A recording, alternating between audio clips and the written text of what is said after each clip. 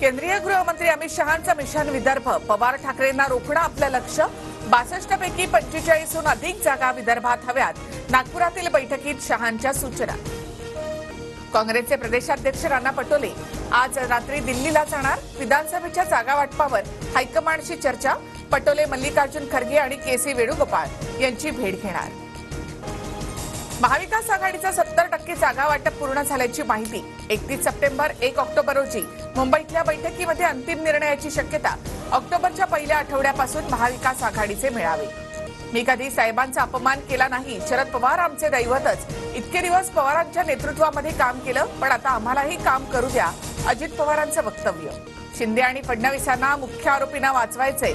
एका शिंदेचा दुसऱ्या शिंदेनी एन्काउंटर केला, दुसऱ्या शिंदेचा एन्काउंटर जनता करेल, संजय राऊतांचा हल्लाबोल।